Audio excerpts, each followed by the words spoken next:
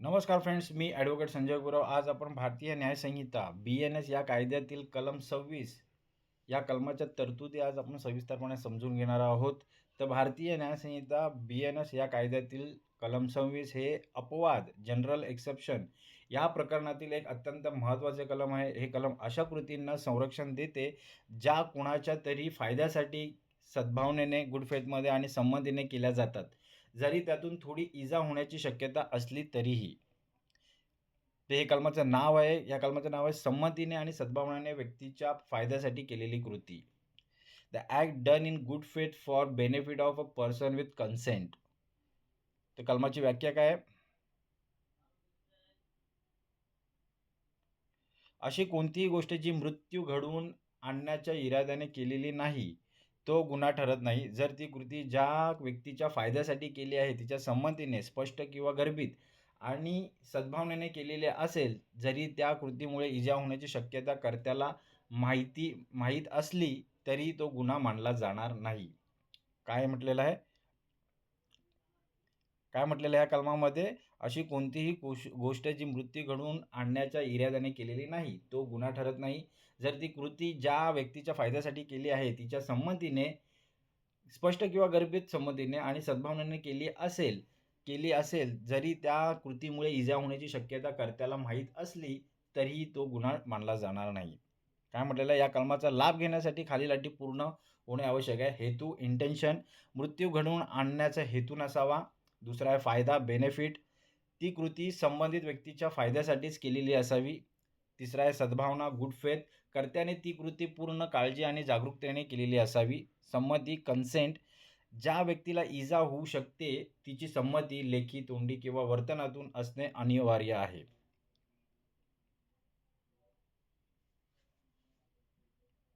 तर ह्या अटी गरजेच्या आहेत. लॅटिन मॅक्झिम कोणती आहे? तर या कलमाचा मूळ आधार आहे व्हॉलंटरी नॉट फिट इंजुरिया, हाच आहे. काय म्हटलेलं आहे? Voluntary non fit injuria. याचा अर्थ असा की ज्याने स्वतःहून संमती दिली आहे त्याला झालेल्या इजेबद्दल तो तक्रार करू शकत नाही, असा याचा अर्थ आहे. कलमाचं सोप्या रूपात स्पष्टीकरण करून घेऊया.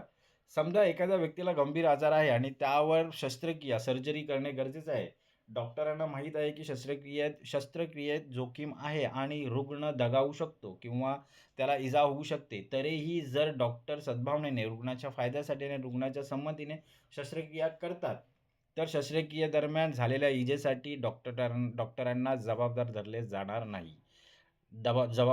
जात नाही. उदाहरण घेऊया. शस्त्रक्रिया. एक सर्जन एका रुग्णावर कठीण शस्त्रक्रिया करतो. रुग्ण शस्त्रक्रियेदरम्यान दगावतो. जर सर्जनचा हेतू रुग्णाला वाचवण्याचा होता आणि त्याने संमती घेतली होती तर तो दोषी नाही. खेळ.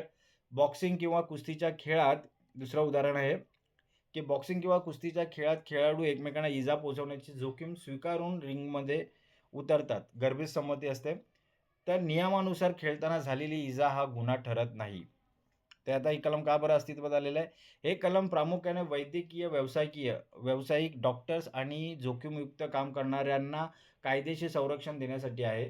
जर प्रत्येक इजेसाठी शिक्षा होऊ लागली तर कुणीही डॉक्टर गंभीर रुग्णावर उपचार करण्याचे धाडस करणार नाही. समाजाच्या हितासाठी काही जोखमींना कायदेशीर संरक्षण देणे आवश्यक असते, म्हणून हे कलम अस्तित्वात आलेलं आहे. या कलमाचं महत्त्व आणि उद्दिष्ट काय? व्यावसायिक संरक्षण. प्रामाणिकपणे काम करणाऱ्या डॉक्टरांना आणि तज्ज्ञांना गुन्हेगारी खटल्यांपासून वाचवणे. सद्भावनेला प्रोत्साहन. संकटात असलेल्या व्यक्तीला मदत करताना होणाऱ्या अनपेक्षित नुकसानीपासून वाचवणे. वैयक्तिक स्वातंत्र्य. व्यक्तीला स्वतःच्या शरीराबाबत जोखीम घेण्याचा अधिकार देणे. ते ह्या कलमाचे महत्त्व आणि उद्दिष्ट आहेत. ह्या कलमाचे उल्लंघन, शिक्षा आणि उपाय काय असतील? जर एखाद्याने फायद्याच्या नावाखाली मृत्यू घडवून आणण्याचा प्रयत्न केला तर हे कलम संरक्षण देत नाही. मर्यादा काय? ते हे कलम अशा कृत्यांना संरक्षण देत नाही जे मृत्यू घडवून आणण्याच्या इराद्याने केले आहेत. उपाय काय? जर डॉक्टरांनी निष्काळजीपणा, नेग्लिजन्स केला असेल तर त्यांच्यावर BNS कलम 106 नुसार निष्काळजीपणामुळे मृत्यू या कलमानुसार त्यांना कारवाई होऊ शकते. तर ह्या कलमासंबंधित असलेले न्यायालयीन प्रकरण आणि निर्णय समजूया.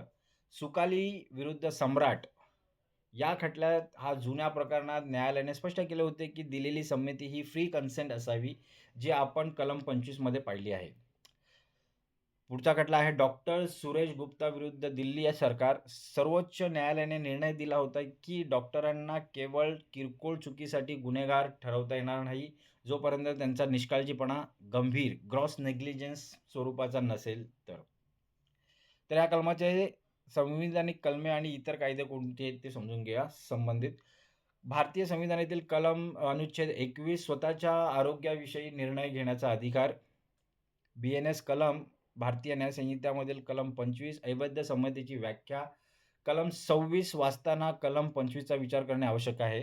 ग्राहक संरक्षण कायदा, वैद्यकीय सेवेतील त्रुटींसाठी नागरी सिव्हिल उपाययोजना. ते हे काही संविधानिक कलमे आणि इतर कायदे या कलमाच्या संबंधित आहेत. कलमाची समीक्षा कशी करताय? कलम 26 हे संरक्षणात्मक ढाल आहे, मात्र यात फायदा बेनिफिट या शब्दाची व्याख्या केवळ आर्थिक फायद्यापुरती मर्यादित नाही. टीकाकार असे म्हणतात की काही वेळा या कलमाचा आधार घेऊन वैद्यकीय निष्काळजीपणा लपवला जाऊ शकतो, म्हणून सद्भावना सिद्ध करणे हा यातला सर्वात मोठा भाग असतो. तर निष्कर्ष काय काढता येईल या कलमाचा? तर भारतीय न्याय संहिता कलम 26 हे कायदा आणि मानवता यांच्यातील सुवर्ण मध्य साधते. हे मान्य करते की जीवनात काही वेळा दुसऱ्याचा जीव वाचवण्यासाठी किंवा भल्यासाठी जोखीम घ्यावी लागते आणि अशा वेळी सद्भावनेने केलेल्या प्रयत्नांना शिक्षा होणे न्यायाच्या विरुद्ध आहे.